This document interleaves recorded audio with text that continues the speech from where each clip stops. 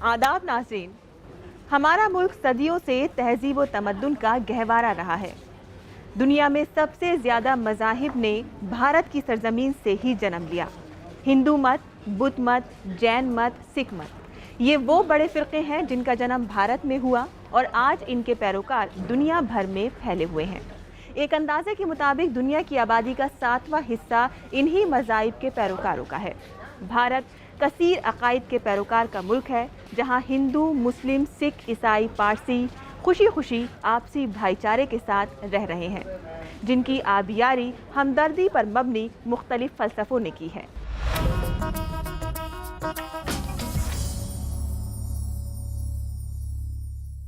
बुद्ध मज़हब की बात करें तो दूसरे मज़ाहिब के निस्बतन इसका जन्म भारत में तो ज़रूर हुआ, लेकिन ये भारत से बाहर ज़्यादा मकबूल है। चीन, Korea, Japan, Thailand, Singapore, Sri Lanka, दीगर कई ऐसे ममालिक हैं जहां इसके पैरोकार मजहबी तौर से अक्सरियत में हैं। भारत में भी कई इलाके ऐसे हैं जहां पर इनकी अक्सरियत है। कदीमी दौर से ही बुद्ध मज़ाहिब के पैरोकार यहां पर आबाद हैं। जगह जगह बुद्ध विहार देखे जा सकते हैं।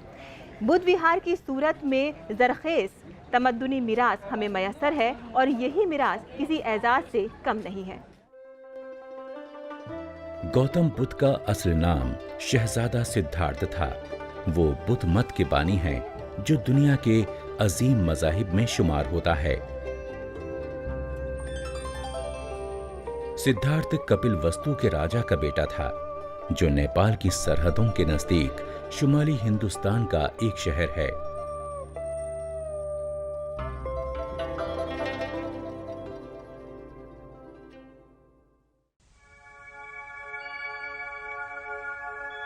हमारा मुल्क सदियों से तहजीब व तमद्दुन का गहवारा रहा है।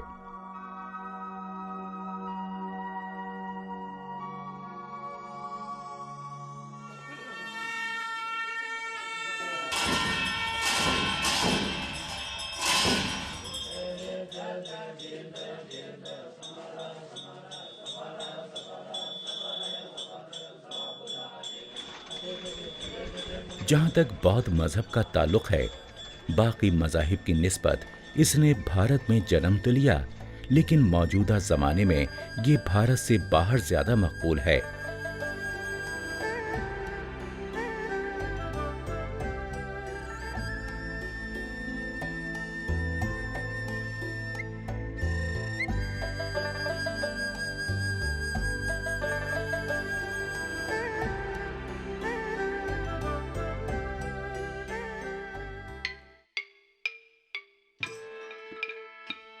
कश्मीर में हालांकि बौद्धों की आबादी आज ना होने के बराबर है, लेकिन हारून के ये खंडरात एक अजीम तहजीबी मीरास की तरफ आज भी निशानदेही कर रहे हैं।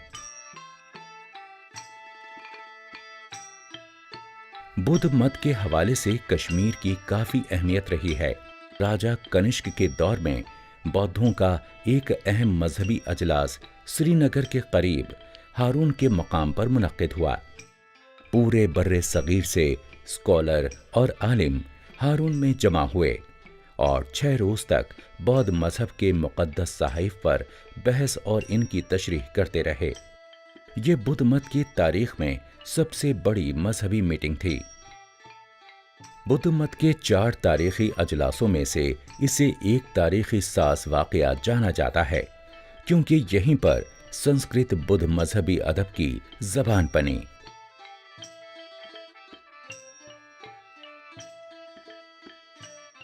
चौथे बुद्ध अजलास के साथ ही भारत में बुद्ध मत की महायाना शाख ने पहले से राइज महायाना शाख पर बढ़तरी हासिल की।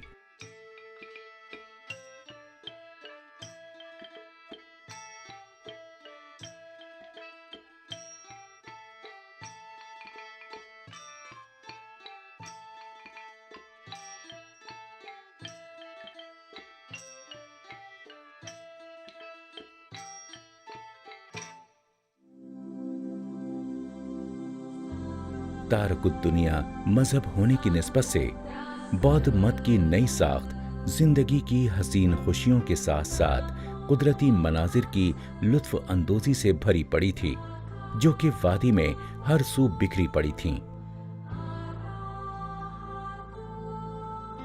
इस अजलास से एशिया के दीगर ममालिक में बुद्ध मत के फैलने की इब्तिदा हुई।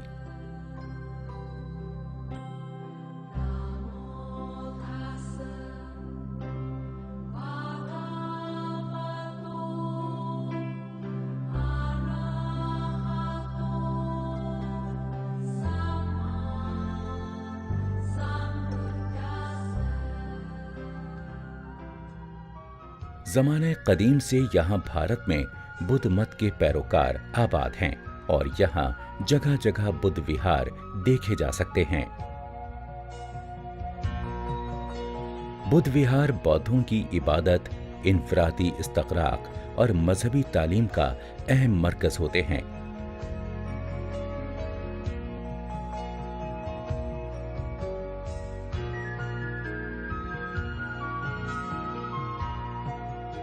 ये तमाम बौद्ध विहार खूबसूरत मकामात पर वाक़े हैं, जिससे इनकी जाज़बियत में बेइंतहा इजाफा होता है।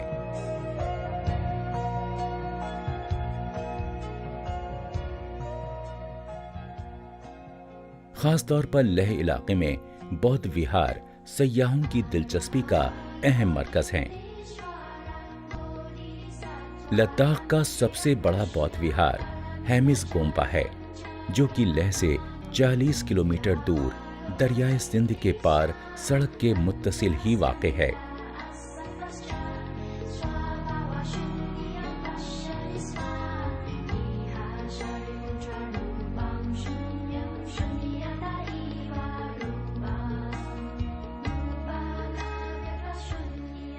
यहाँ बेशुमार तनख्वाह या कपड़े पर पेंटिंग के नमूने मौजूद हैं।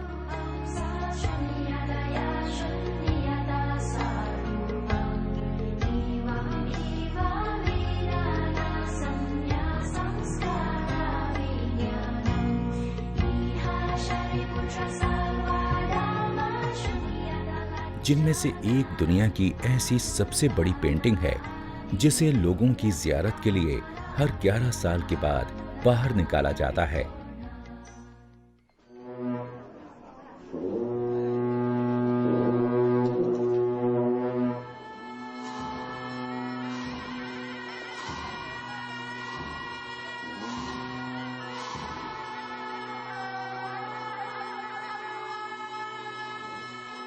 बौद्ध विहारों में त्योहारों के मौके पर काफी चहल पहल होती है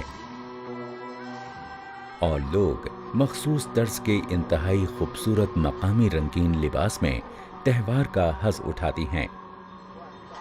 बौद्ध मत की सूरत में हमें एक ज़रख़ेज़ तमद्दुनी मीरास मयस्सर है, जो हमारे लिए किसी एजाज़ से कम नहीं।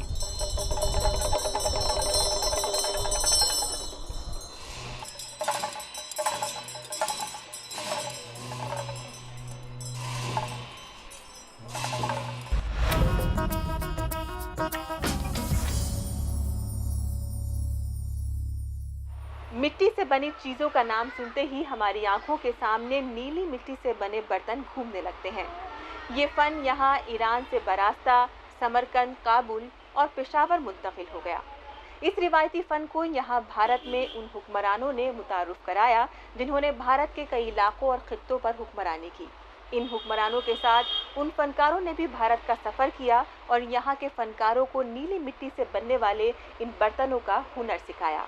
इन मखसूस बर्तनों को बनाने के लिए नीली रंग की खास मिट्टी का इस्तेमाल किया जाता है। बदलते ज़माने में मिट्टी के ये बर्तन हमारी घरेलू ज़िंदगी का अहम हिस्सा बन गए हैं।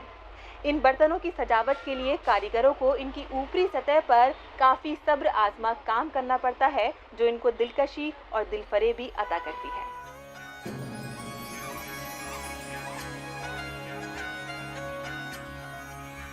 पहिया इंसान के इर्तिकाई अमल और सफ़र का पहला सीना, जिसने हमारी तख़य्युली परवास को पर दिए और हमारी तख्लीकी सलाहियतों को जिला बख्श दी।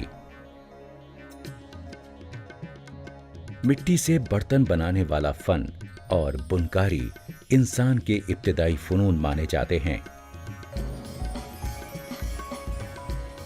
मिट्टी को पहले अपनी उंगलियों की महारत से मुख्तलिफ शक्लों में ढाला कुम्हार ने।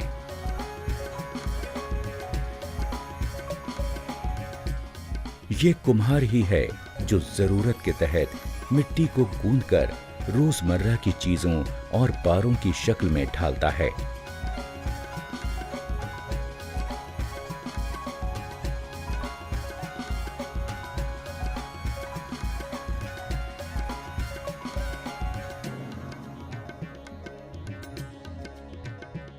एक उम्दा लैंप से लेकर तख्लीक का ये फन सदियों से लेकर आज तक चला आ रहा है।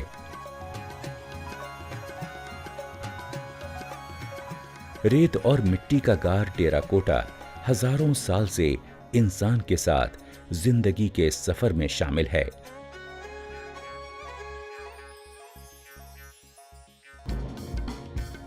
उदयपुर के गांव मलियल में सदियों पुराना ये फन एक बार फिर नई करवट ले रहा है।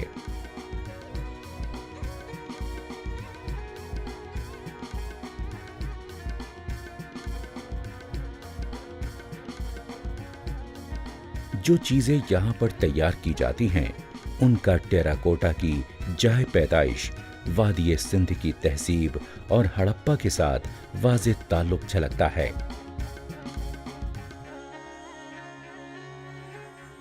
किस्से, कहानियां और लोक रिवायात मौजूदा जदीद तसव्वुरात के साथ मेल खाती दिखाई दे रही हैं।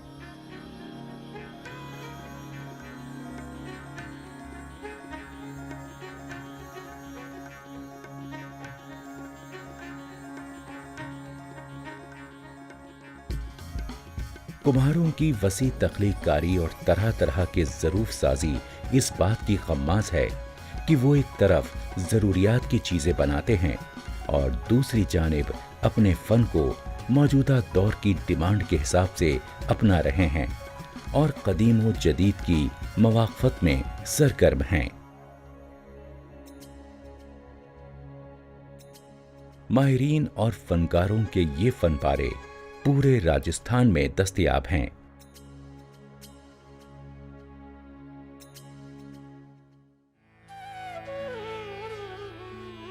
जयपुर का कुम्हार टोला पूरे आलम में नीले बर्तनों के फन के लिए मशहूर व मारूफ है। ब्लू पॉटरी तुर्की और ईरानी तकनीक से तैयार की जाती है, जो 14वीं सदी में भारत में मुतारिफ हुई।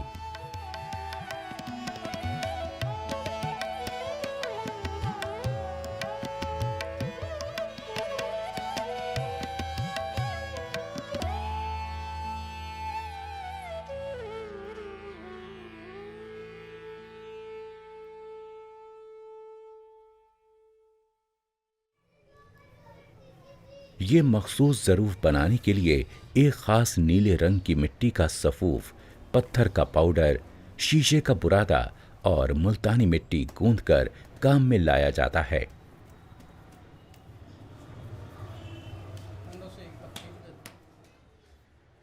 हाथ से मुख्तलिफ फनपारों को मखसूस शक्ल में ढाल दिया जाता है और इस अमल के लिए मशक्क़त, ज़ौक़ और वक्त दरकार होता है।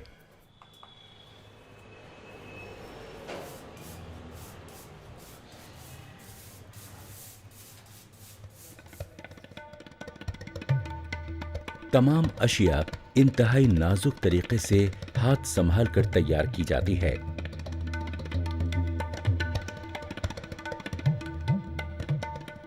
एक बैच को तैयार होने में 10 से 12 दिन चाहिए होते हैं।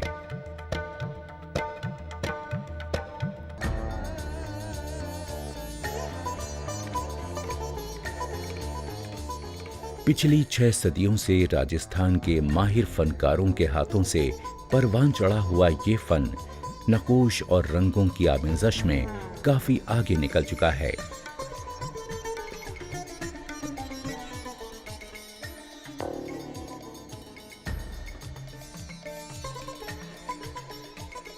जयपुर की नीली कुम्हार साजी में मुख्तलिफ ज़रूफ का इजाफा हुआ है।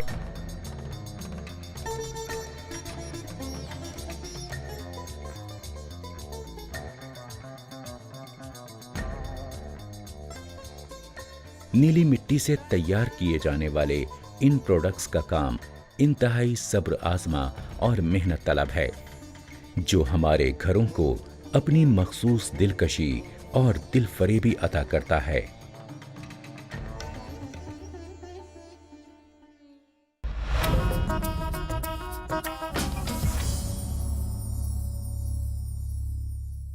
आप मुल्क के किसी हिस्से या इलाके में जाएं तो आपको वहाँ का कोई मुनफरिद खाना ज़रूर मिल जाएगा। अगर आप शुमाली भारत जाएं तो मुगलाई ज़रूर आजमाएं। वहीं जनूबी भारत में भी आपको कई लजीज पकवान मिल जाएंगे जो मुख्तलिफ रियासतों में मुख्तलिफ तरकीबों से पकाए जाते हैं। मशहूर तबाखी जायकों के अलावा भारत के गली कूचों में भी खाने पीने की कई अशिया मिलती हैं, जिनको खाने वाले की मिकदार भी काफ़ी तादाद में देखी जा सकती है। पराठे वाली गली या गली पराठे वाली दिल्ली के चांदनी चौक में तंग और तारीख कूचे में पराठों की दुकानों की एक मारूफ जगह है। आइए आपको लिए चलते हैं इस गली में जहां गर्मा गर्म पराठे तैयार हैं।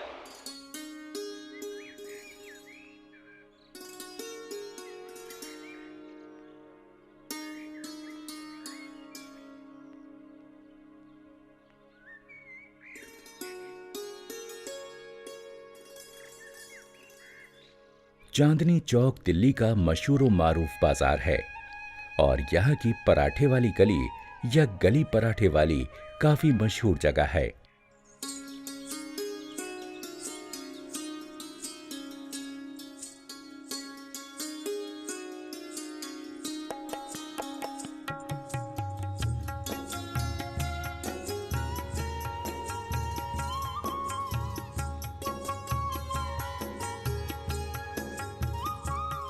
मुख्तलिफ किस्म के पराठों की दुकानें एक ही जगह पर जमा हैं, इसलिए न सिर्फ मुल्क में बल्कि बैरून मुल्क में भी पराठों का मखसूस एरिया माना जाता है।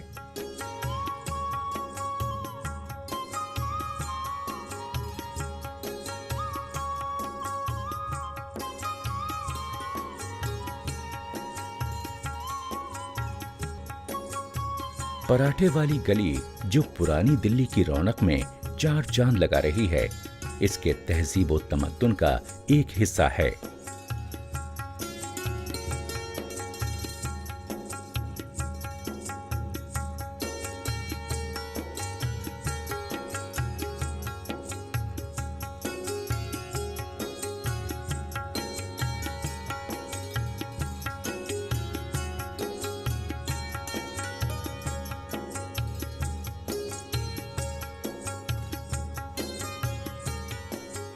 पराठे यानी फ्राई की हुई रोटी हमारे मुल्क का एक बहुत पुराना तोहफा है, जिसमें तेल और घी की वजह से गैर सेहतमंद होने का रुझान चल पड़ा था।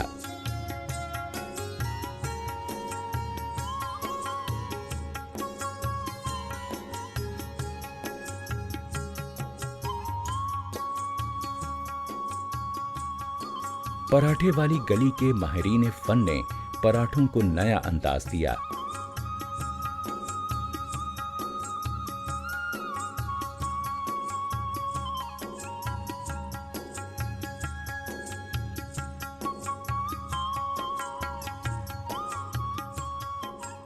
यहाँ खालिस वेजिटेरियन पराठे तैयार होते हैं।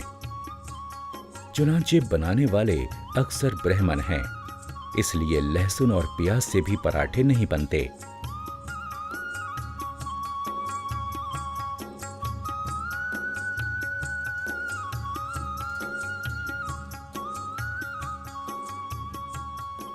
लेकिन हाँ, यहाँ पर सब्जियों से तैयार किए जाने वाले पराठों की 36 किस्में दस्तयाब हैं। इसके अलावा मीठा और सब्जियों की इकसाम भी हैं, जो पराठे खाने का शौक रखने वाले लोगों के लिए किसी जन्नत से कम नहीं।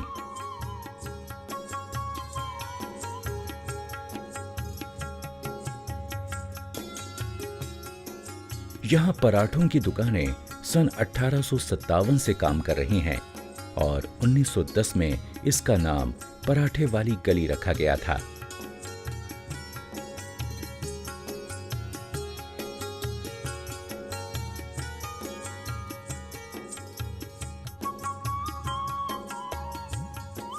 गली पराठे वाली पराठों की ऐसी शाम के लिए मशहूर है जो यहाँ के सिवा कहीं नहीं बनाए जाते। मसलन हरी मिर्च वाला पराठा, टमाटर का पराठा, करेले का, दाल का, काजू का, गुड़ का, मटर का पराठा इनमें शामिल हैं। इंसान का जहन यहाँ के मसाले ज़ात की बू से महक उठता है।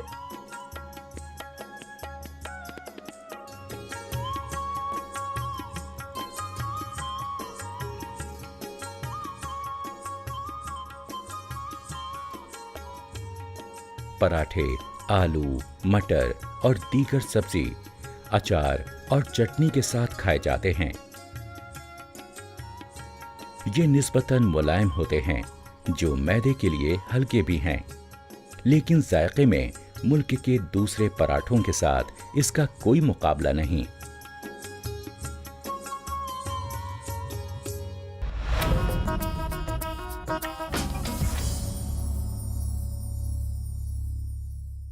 उर्दू ज़बान को ये एज़ाज़ हासिल है कि इसके वजूद में आने के फ़ौरन बाद इसे अरबी और ईरानी ख़त तहरीर अता हुई। इसका एक फ़ायदा ये हुआ कि इब्तिदा से ही इसे ईरान में पहले से मौजूद खुशनवेसी एक तोहफे के तौर पर मिली। खुशनवेसी घरों में सजावट के तौर पर की जाती।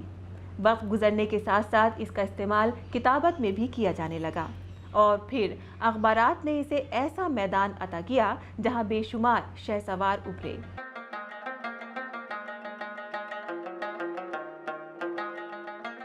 खत्ताती में कलम के जरिए और स्याही की मदद से अल्फाज में ऐसे पोशीदा मायने भर दिए जाते हैं जिनको समझने के लिए फनकाराना आंखों की जरूरत होती है। खत्ताती या खुशनवीसी की फनकाराना सलाहियत मौजूदा कंप्यूटर दौर में भी अपनी इफादियत को इस तरह कायम रखे हुए है कि न तो खुशनवीस का दबदबा कम हुआ है और न इसके कदरदान पूरी तरह खत्म हुए हैं।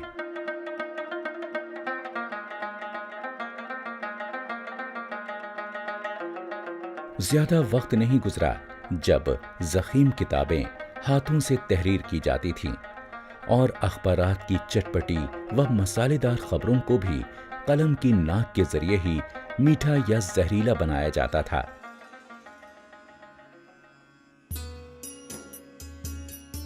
हाथों में थमे कलम के जरिए अल्फाज में जिंदगी के रंग भरने का वक्त अभी ज्यादा पुराना नहीं है। इनका कारी न सिर्फ अल्फाज बल्कि इनमें छिपे जिंदगी के एहसास से भी रूशनास होता था।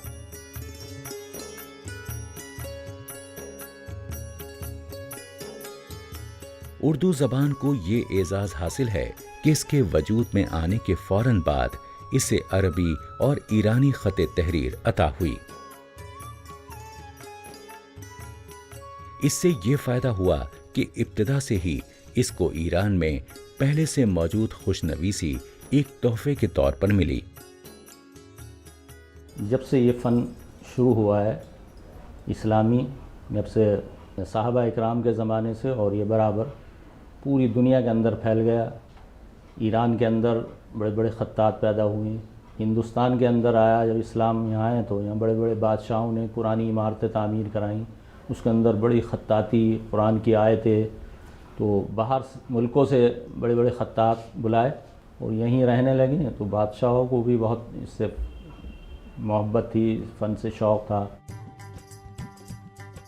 पहले पहल खुशनवीसी घरों में सजावट के तौर पर की जाती थी, लेकिन वक्त गुजरने के साथ साथ इसका इस्तेमाल किताबत में भी होने लगा। फिर अखबारात ने भी इसको एक वसी मैदान अता किया।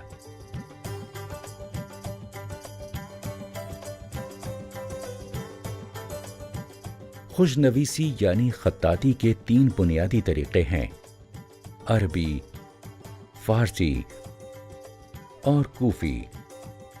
इन तरीकों को फनकाराना आहंग देने के ताहम कई डिजाइन हैं।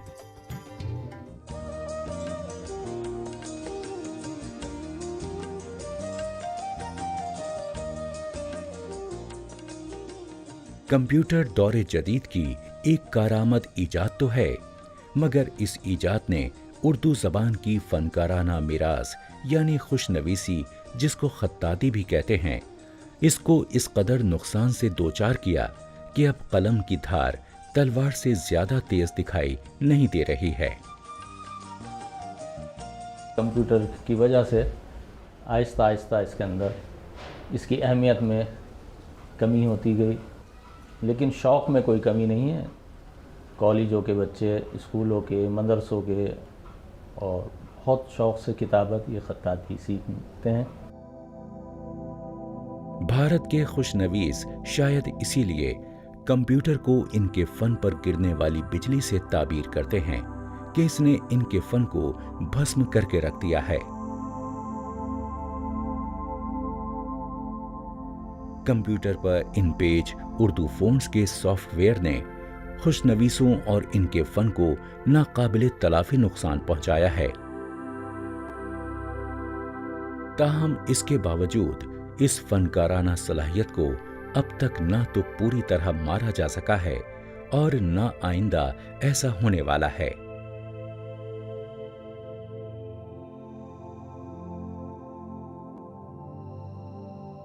हाँ, अब इस फन को मीरास जरूर कहा जाता है, और ऐसा शायद इसलिए है कि दुनिया के अंदर मौजूद हर शय आने वाले वक्त में मीरास ही बनती है। खत्ताती या खुशनवीसी का ये वलवला आज के इस कंप्यूटराइजेशन दौर में भी कम नहीं हुआ है और इसके कदरदान आज भी है।